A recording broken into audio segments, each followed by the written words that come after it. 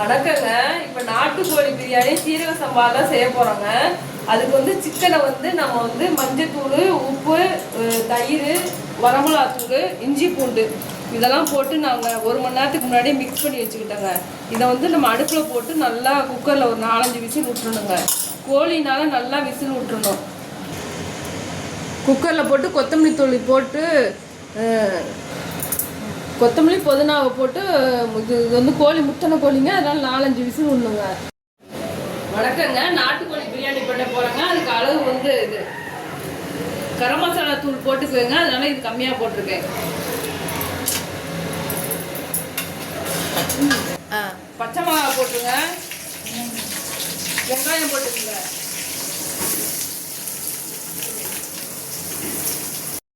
இஞ்சி பூண்டு இவ்வளோ போட்டுக்குங்க, தக்காளி போட்டுக்கலாங்க,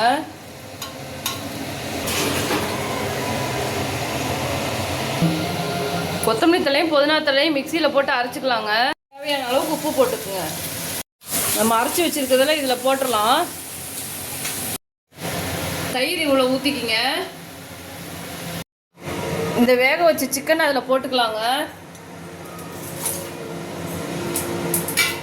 போட்டு கிண்டி விட்டுக்கலாம். இந்த டைமில் வந்து நம்ம கொத்தமல்லி தூள், மிளகாத்தூள்லாம் போடணுங்க, வரமிளகாத்தூளுங்க, அடுத்து கொத்தமல்லி தூள் போடணுங்க, அடுத்து கரம் மசாலா தூளுங்க. 1 டம்ளர் அரிசிக்கு 2 டம்ளர் தண்ணி ஊற்றிக்கிங்க. அவ்வளோதாங்க. அரிசிக்கு தண்ணி கொதிச்சிருச்சு, அரிசி போட்டுக்கலாம். அவ்வளோதான், ரெடி ஆயிடுச்சு. தோசைக்கல்லை சூடு பண்ணி இந்த மாதிரி வச்சுருங்க, தம் வச்சுருங்க. ஒரு 1/4 மணி நேரத்துக்கு வச்சுருங்க, பிரியாணி ரெடி ஆயிரும். அவ்வளோதாங்க.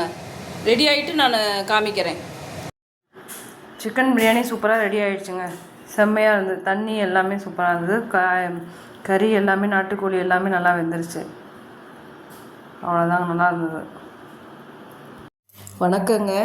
சாப்பாடு வந்து இன்றைக்கி 1000 சப்ஸ்கிரைபர் வந்ததுக்கோசரம் நாங்கள் நாட்டுக்கோழி சிக்கன் பிரியாணி பண்ணி எல்லாமே கொண்டு அன்னதானம் எங்கள் ஊர் தொட்டியும் பாலசமுத்திரம் தொட்டி மதுரகாளியம்மன் கோயிலில் கொண்டு போய் நாங்கள் சாப்பாடு என்னால் முடிஞ்சது நான் கொடுக்குறேன்னா. எத்தனைக்கு காரணம் யாருன்னு கேட்டிங்கன்னா உங்களால் மட்டும்தான். கண்டிப்பாக இதே மாதிரி எனக்கு ஆதரவு கொடுங்க, சப்போர்ட் பண்ணுங்கள். இன்னும் கொடுத்தீங்கன்னா இன்னும் நான் என்னால் முடிஞ்ச வரைக்கும் செய்வேன்.